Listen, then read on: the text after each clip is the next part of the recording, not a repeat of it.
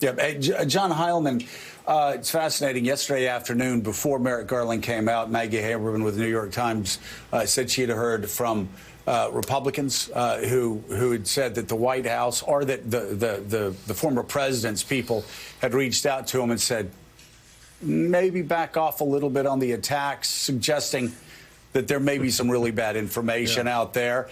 Last night, we saw Laura Ingraham push Trump's lawyer almost sort of with his, wait, are we really? Would he really have nuclear secrets at Mar-a-Lago? And other people reporting that the mood has changed significantly around Republicans who thought this was going to be the greatest launch for Donald Trump's 2024 presidential campaign, because it ends up that, well, are kids awake? It's summer, right? Can I say it or not? I'll just say the stuff got real. It appears that the stuff is getting real, real fast.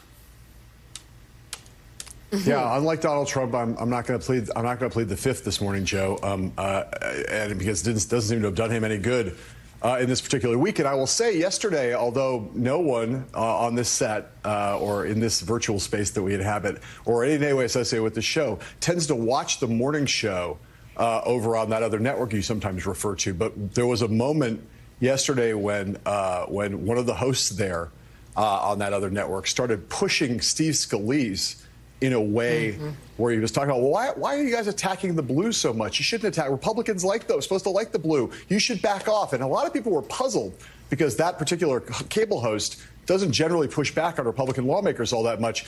All of a sudden, it makes a lot more sense if the White House was starting to send out these messages yesterday to, not the White House, the Trump orbit was starting to send out these messages to tell their media cronies and enablers, hey, we better back off here. We got to start, we're not in the right place here trying to inflame all this anti-law enforcement rhetoric, because there's going to be some bad stuff hitting the fan, as you point out.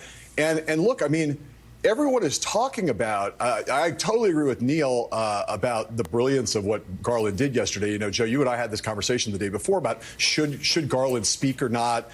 We were texting back and forth about it, and the notion that they should stick to policy. Garland found the perfect way through that yesterday by kind of saying, you know, I have a little bit of a loophole here on the policy of we don't speak about investigations. Because the former president revealed the existence of the investigation, I will go only this far. I will go so far as to say, yes, we will allow for there to be this warrant. Not all of it, not the affidavit, not everything, not all the information that many people want to see, but a limited release of information, and, you know, call the bluff on Trump as to whether he is now going to stand up and say he's going to try to get his lawyers to go in there and try and stop the thing from coming out, which would be a rather devastating implicit admission that there are problematic elements to what he took. And the last thing I'll say, you know, Neil talked about all the ways in which these documents, if they are what the reporting suggests they are, we have both the two best sourced newspapers in the country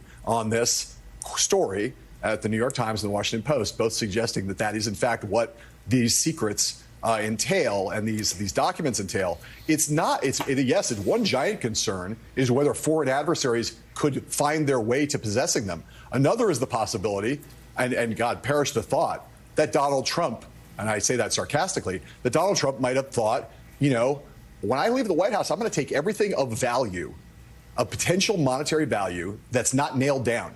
And you can't steal the furniture. It's hard if you're a president to walk out the door with furniture. But you can sometimes, you think you can steal documents. Apparently he thought that. And those documents, if those are what these documents entail, man, there's a big nuclear black market out there in the world. Those secrets would be worth a ton of money if the president wanted to try to monetize them. So I think there's not only the possibility that they might somehow fall into the wrong hands because Donald Trump has no ability to control information around him. I think there's the other worry, which is that Donald Trump might try to exploit them in some way. That has to be going on in the heads of some people at the Justice Department as well.